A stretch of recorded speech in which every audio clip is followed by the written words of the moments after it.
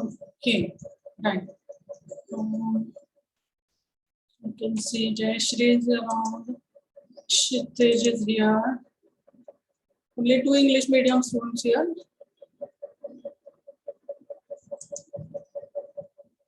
Okay, all the same, I'll conduct the lecture and put it up on Moodle eventually. Yeah, Jayashri, Kshitij, anything that you want to ask before we progress, before we proceed with the lecture?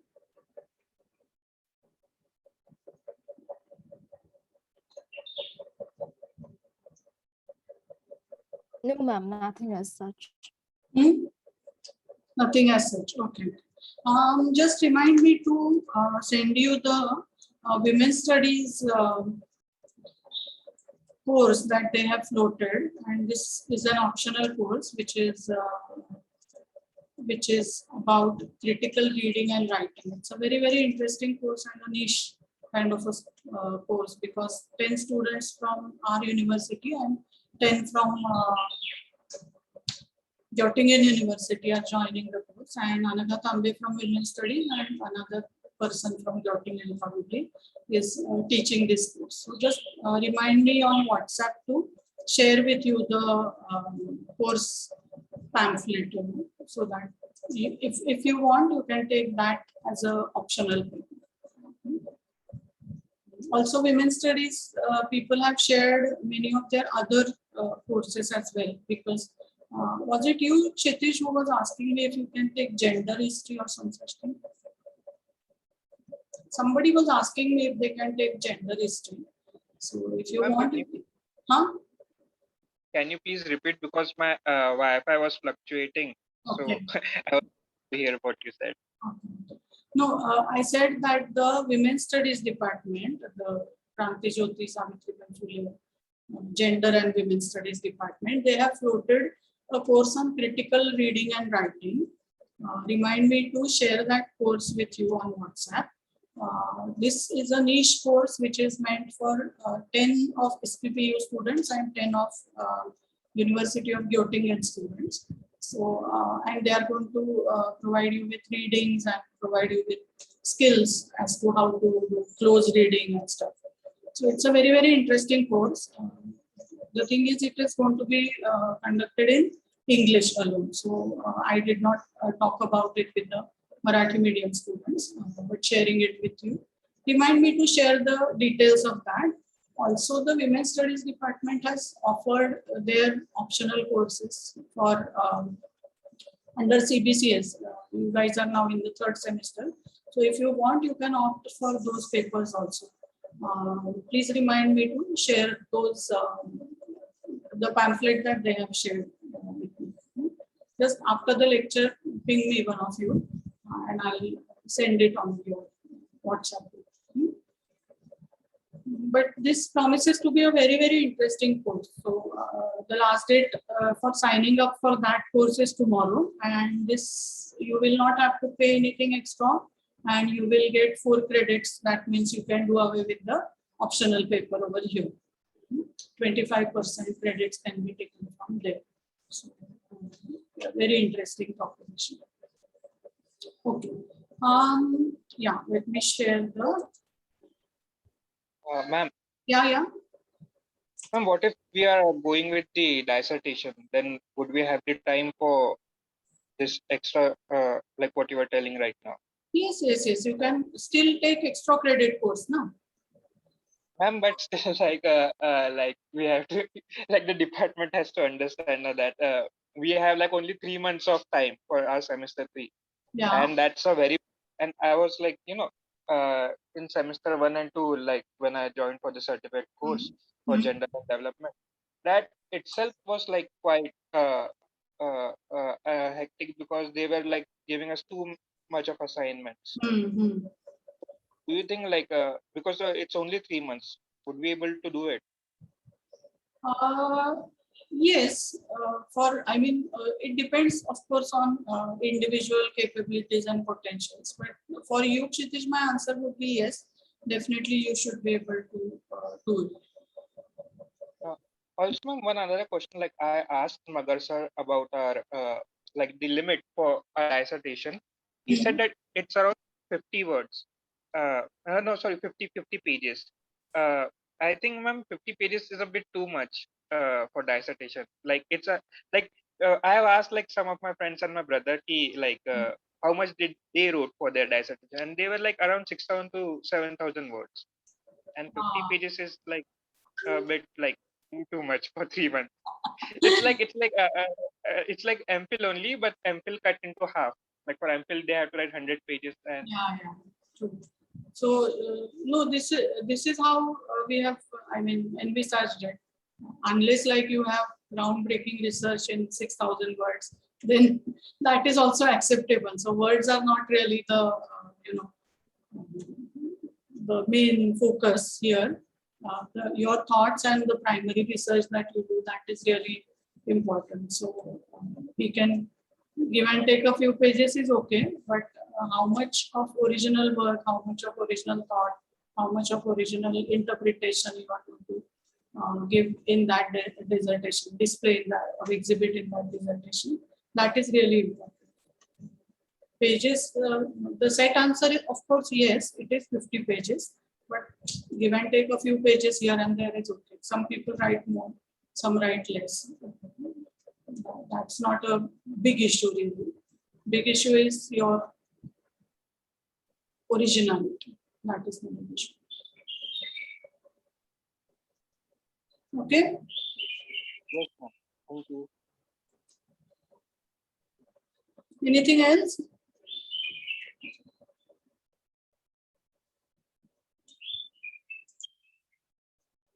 Right.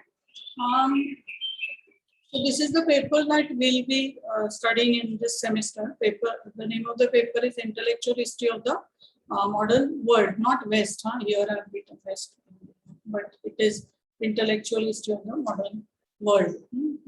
And these are the units that we'll be studying. First unit would be about humanism and Renaissance, and followed by Protestant Reformation and Counter-Reformation. Then the scientific revolutions, the way in which people started thinking differently because of all these various ideas which were propounded by people like Copernicus, Galileo, and Newton. And then we study about Enlightenment and the French Revolution. And eventually we'll be learning about the ideas which arose and spread throughout the world as a result of or inconsequent of or to the Enlightenment phenomenon. So liberalism, capitalism, all those things. Then 20th century ideas such as these. So right up until postmodernism will come, and that is the whole syllabus of intellectual history of the modern world that we will be discussing.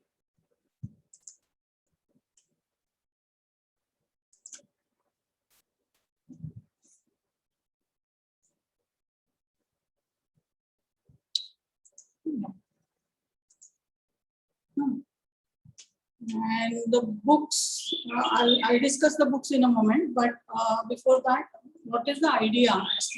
Why is it that we are trying to give you a completely different kind of a paper here?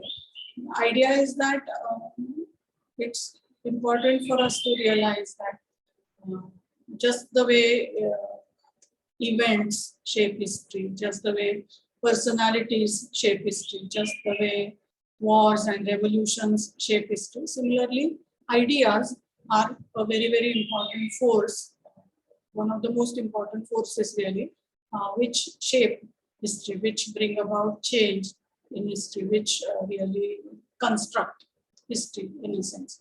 So a history of ideas, that is what is aimed at when we are studying this course. So we will not be discussing too many details, or I will not be expecting the names of kings, queens, dates, saints, or whoever from you. I'll be expecting a good understanding of the transition of ideas from one phase to another. when I was speaking in Marathi, I gave the example of sati. If you and I were living in the 19th century, and if there was a woman who was burning herself or planning to burn herself on the funeral pyre of her husband, most likely we would have looked at her with reverence and we would have appreciated her courage to be burnt alive for a value which is called as what is the name? Pativratya. It is I don't know what does one display towards one's husband? Reverence for your husband or some such thing, or the ideal female married Indian woman, that kind of a thing. So the value structure for a person living in the 19th century would make that person think in terms of appreciation for somebody who was kind of self-immolating her on the funeral pyre of her husband.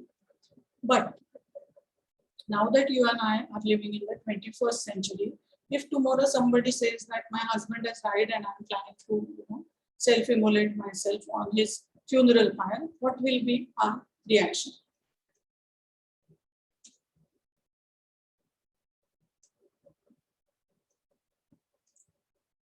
What will be our reaction?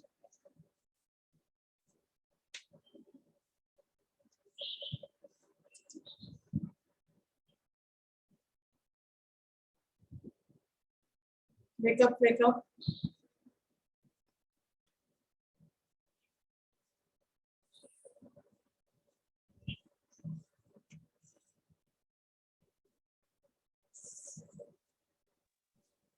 Ma'am, can you repeat the question?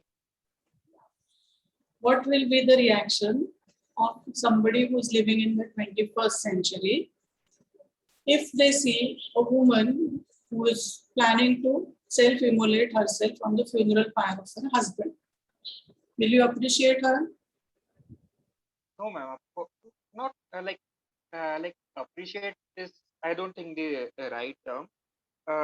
Because definitely the woman who's trying to self-immolate herself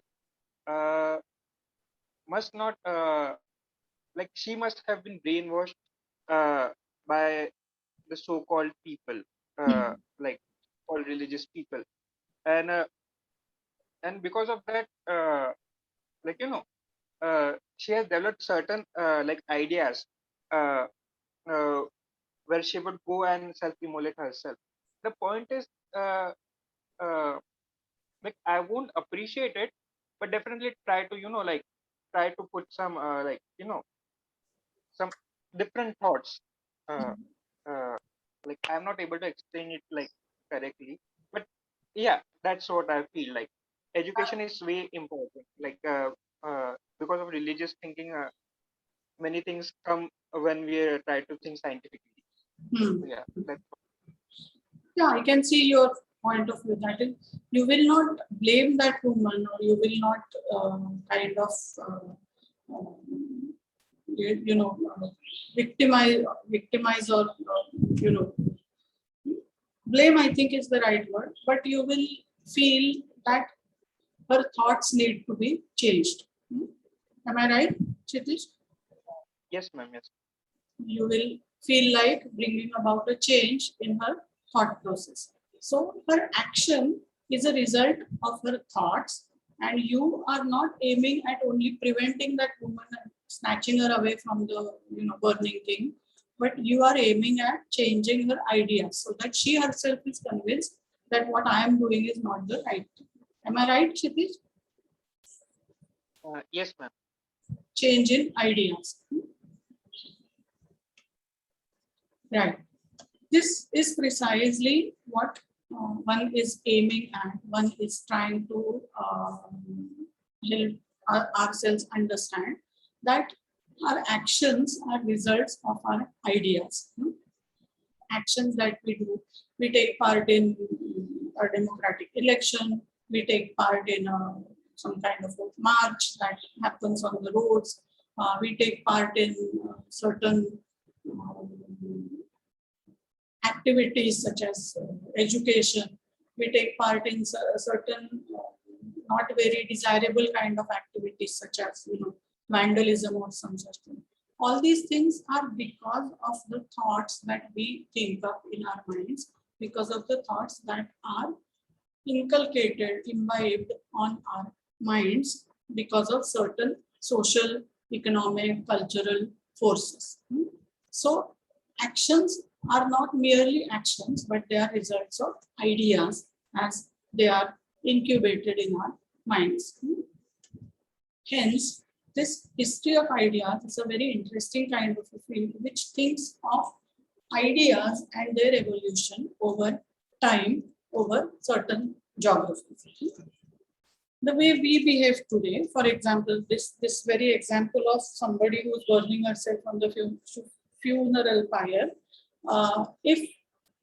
if our minds today were not influenced by ideas of humanitarianism, ideas of individualism, ideas of rationality, then most likely we would have not thought of preventing that woman from doing something. We would have thought probably, if we were just conformists, if we were just religiously minded people who believed in karma and rebirth and all those things, and if we believed in the patriarchal ideals of the woman's life being centered around her husband only, if we believed in all these things, then our reaction would have been different. If we believe in individualism, humanism, choice, agency, all those things, then our reaction is different. So the idea behind introducing this paper is that people should try and, that is, students should try and understand that ideas themselves are a very, very important force in history, which shape the way things happen in the past. Then all these objectives of the paper, concepts such as democracy, what is humanism, what is reformation, what is liberalism, all those concepts need to be clarified right at the while you are doing your masters in history. Hence, also this paper introduces you to certain ideas. Also, the transition from medieval to modern times. What is it that exactly defines the character of a society as medieval, or the society becomes modern? What does it mean when we are saying that XYZ is a very medieval way of doing things and PQR is a very modern way of doing things? What are the attributes, what are the characteristic features of medievalism, of modernity? All these things also need to be made clear, hence the paper. Here are the names of books that will be very useful for you when we are going ahead with the paper. Peter Barry's book is really, really very lucid and very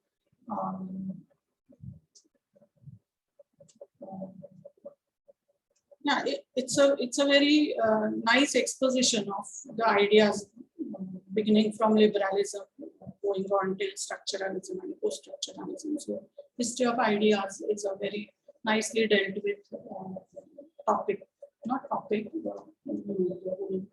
subject matter for Peter Barry's book. Other books also, of course, are very good.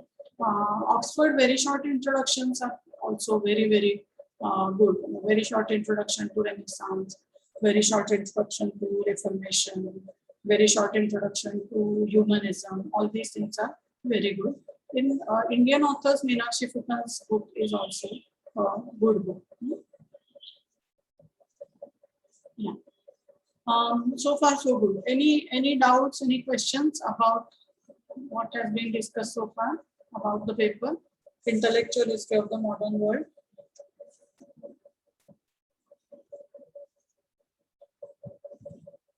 Good to see you, Krishna.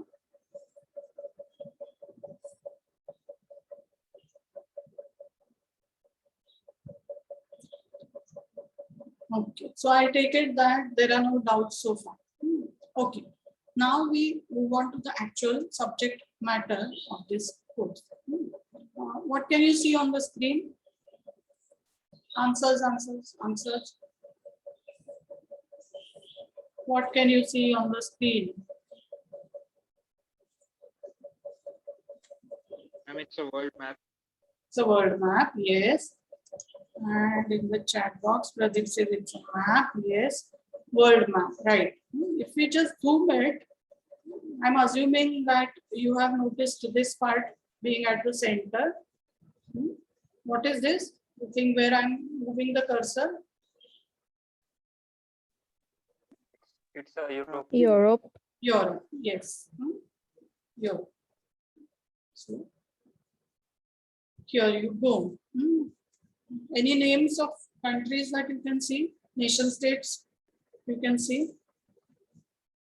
Where is the cursor now?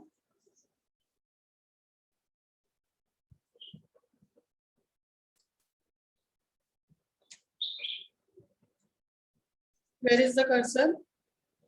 Italy. Italy. Italy. Okay. Now, where is this?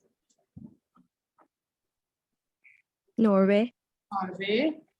And here, Turkey. Turkey. Yes.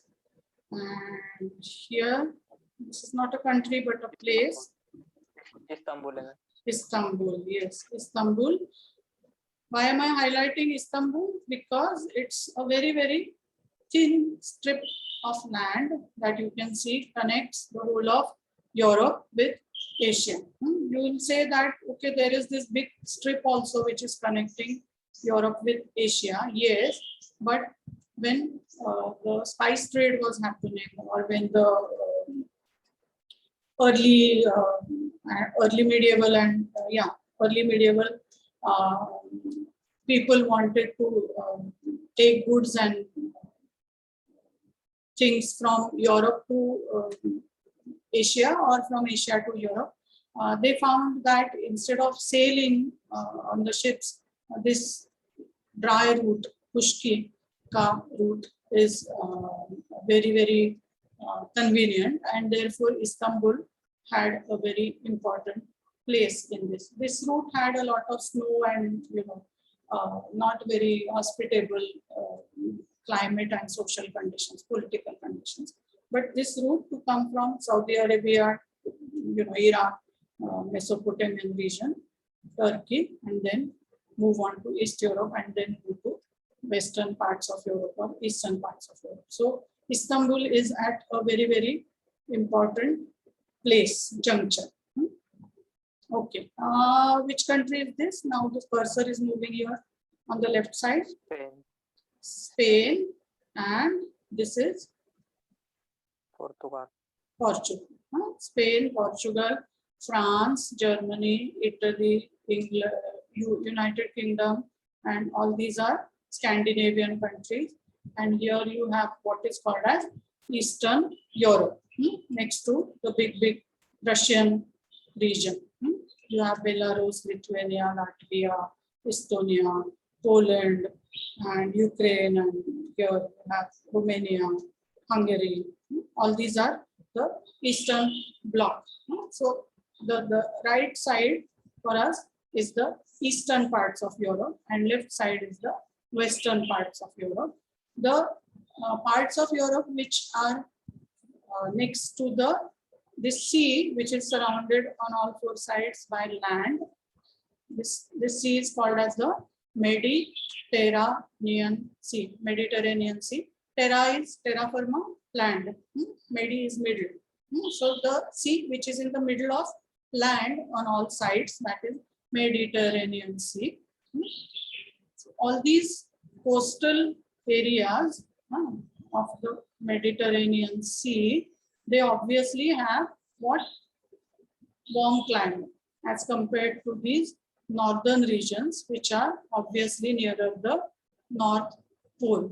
So Scandinavian countries, northern parts of United Kingdom, these have very, very cold climates. Iceland, they have very cold climate, and these southern parts, Spain, southern parts of France, Italy, Greece, and parts of Turkey, they have warmish climate. Why is that important? Because as you know, geography shapes your history. So southern parts of Europe means warm climate, northern parts of Europe means colder climate. So all kinds of wars, battles, revolutions, they have all depended on heavily on the climatic conditions and the geographical conditions of the region. Okay. Then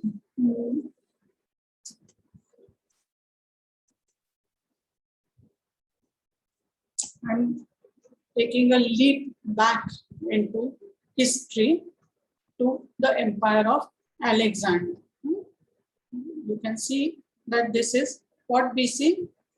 BCE. E should have been here. My mistake. BCE. 4th century before Christ. And as you know, Alexander is known as the king of Macedonia. And you can see here Greece, actually.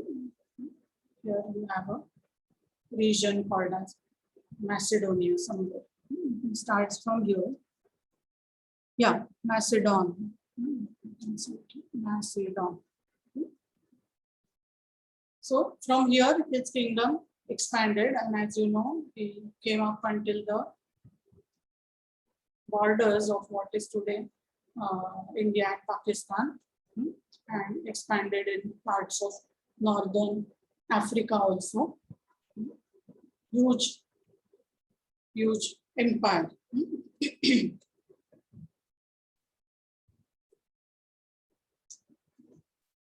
This is a map which I hope moves. Yeah.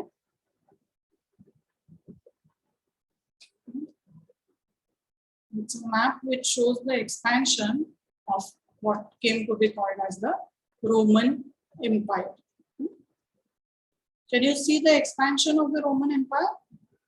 And here you can see the splitting of the Roman Empire into what is called as the eastern part and the western part. The Western Roman Empire seems to have diminished, completely declined, and Eastern Roman Empire remains here, this region. And here you can see 1453, you will see the Ottomans taking over Constantinople. Just to go over the whole thing again.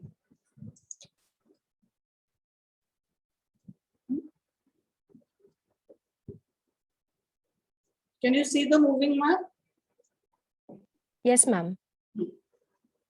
So the empire is increasing, it is expanding throughout, on all sides of the Mediterranean Sea.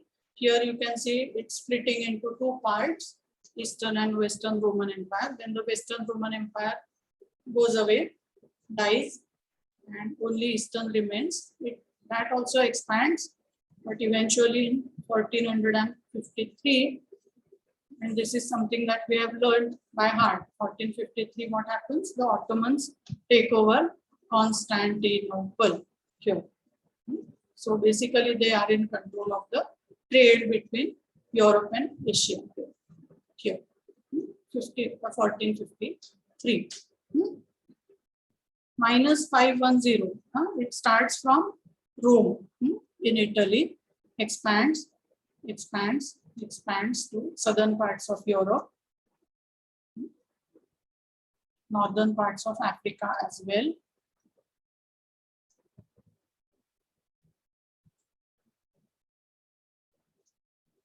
Up until United Kingdom. Here you have what is called as Hadrian's Wall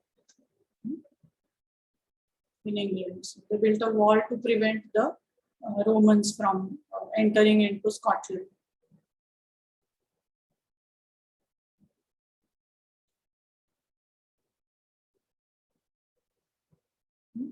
Eastern Roman Empire diminishes, and eventually 1453 you see the last vestiges going in the hands of the Ottoman Turks, 1453.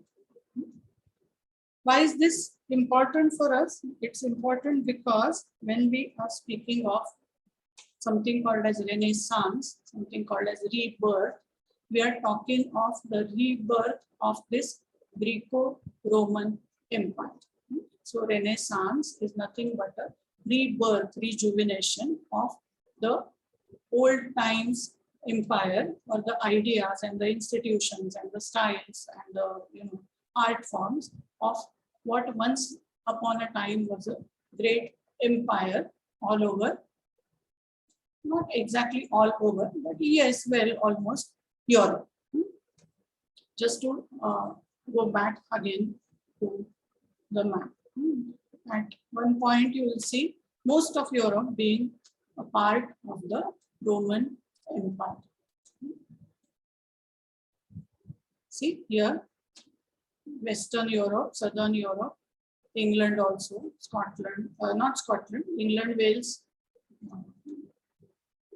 two areas. So around 4th century, you have the whole region under the Roman Empire.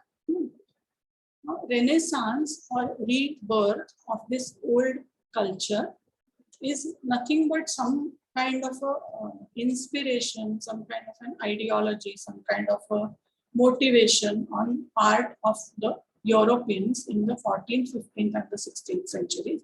They just wanted to go back to their roots, kind of. These roots, of course, were imaginary because their roots can be seen in various different cultures. You have Vikings also, you have Goths, you have Visigoths, you have all sorts of people. But in the 14th, 15th and the 16th centuries, some Europeans felt a need to rejuvenate certain parts of the Greco-Roman Empire. Rejuvenate in the sense only the ideas, not the, the kings could not come back or anything, but the ideas could be rejuvenated. This phenomenon is called as Renaissance, rebirth, rejuvenation, giving new life to something. In this unit, we will be studying the background, nature, all those things. That is fine. Here, we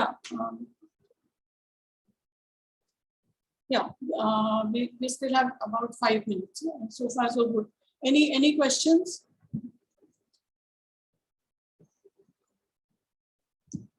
Any questions about the Greco-Roman Empire and its rebirth? We will be studying this, of course, eventually in the first unit, but so far, are there any questions?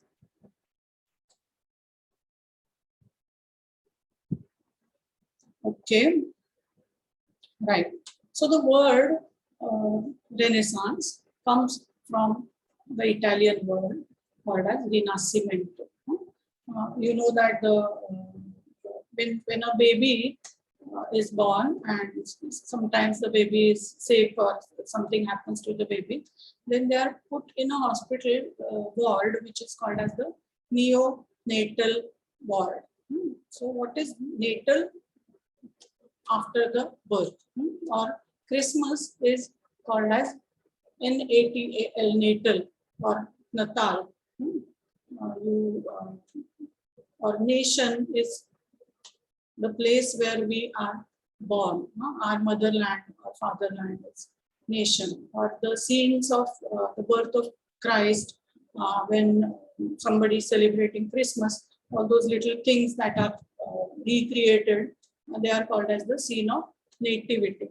The point that I am trying to drive you towards is that NAT is something to the root is related. The root of the word is related to being born.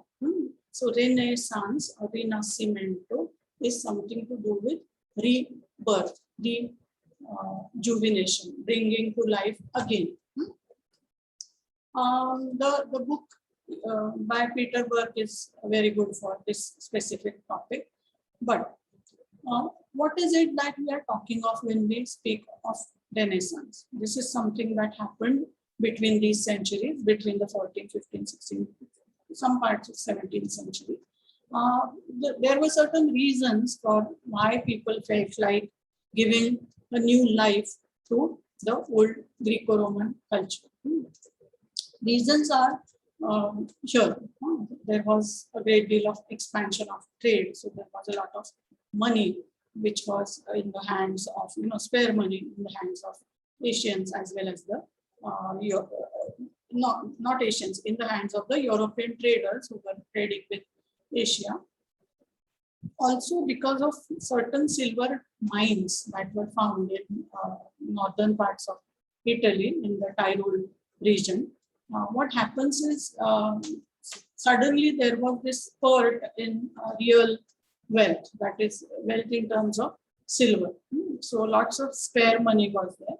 Also, this is the period which has witnessed, that is, people have already left their villages from their medieval times, and they have kind of moved out of their villages. They have seen the world. They have been on the ships and voyages. They have been to different regions of Europe, different regions in the East as well.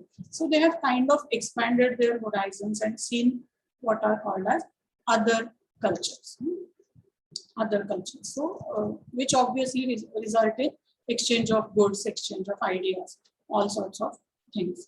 And finally, there are certain families, such as a family which is called as the De Medici family, which have a lot of money and not enough respect. So they can spare that money, they can buy their respect, they can buy status by giving patronage to certain institutions which grant you status and legitimacy.